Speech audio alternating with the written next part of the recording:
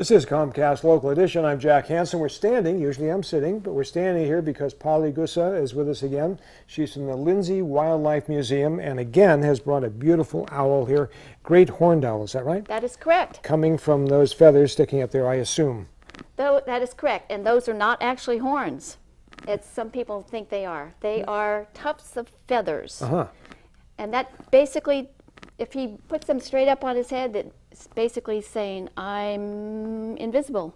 Really? Next to a tree trunk, I'm invisible, you can't see me. Is that why when they're up in the tree and you see them occasionally, in Marin County we see these kind of, they don't move, they just stand there like this, and you really can't see them. I mean, nature has provided them with a lot of camouflage, you know, without any effort.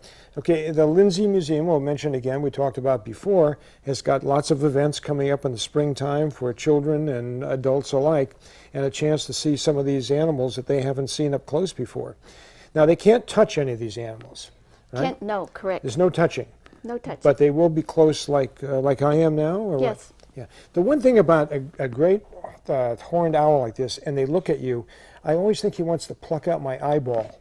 I mean, they have that sort of piercing look, and they're looking right at you in the eye like that.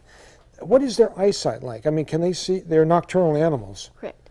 So during the day, they're usually just staring off at the woods, or what? They do have excellent eyesight, but what makes them so wonderful is their hearing is superb.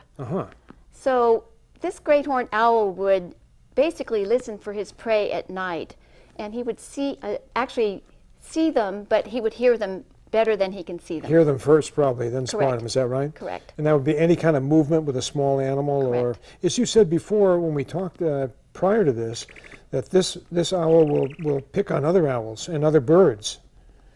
They actually they are the predator of the barn owl, and so the adult great horns will take out baby barn owls out of the nest. It's hard for me to imagine that this bird will take another bird and eat it. Well, he's got babies to feed too. Yeah, so well, that's one way of looking at it, I guess. You know. So he's going to hook for you just a second. Yeah. He basically eats larger prey, but he still likes rodents.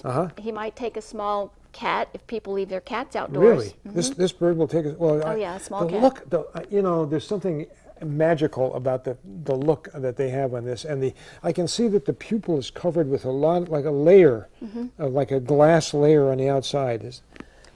And he's doing his duck and weave act like that. He's actually trying to hone in either with hearing or his eyesight to get a better view of what's over there in the darkness. All right. Now, he was injured or something happened to him that we should know about? Actually, he's perfectly healthy. He's physically okay. He's mentally unstable? He's mentally unstable. Not exactly. He was too close to people when he was a youngster, so he's too used to being around people. Got humanized in the sense that he can't be in the wild again, is that right? Because he would probably approach people which would not be good for him or the person. Okay. And this animal is, you can't tell what it weighs because it's got so many feathers on it, but I imagine it's only a couple of pounds, is that right? Correct. He weighs about 2 pounds, and the feathers don't weigh anything. So basically, and their bones are very hollow. So lightweight. He's got to fly. Lightweight. He's got to fly. Yeah.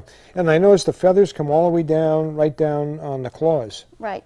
Those are actually called talons, and the feathers do come down to the talons. Okay, talons, not claws, right. Well, it's a bird. What do I know? I'm just standing here asking dumb questions, that's all. These are great questions. Okay, well, a lot of things are going on in Lindsay Museum in Walnut Creek, and it's great to have you here, even though you do have a mountain lion on your sweatshirt and a bird on your arm. So there you go. You're an all-around animal person. Well, the mountain lion's on vacation. Okay, good.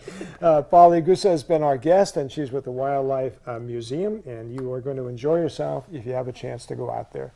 This is Comcast Local Edition. Thanks for joining us.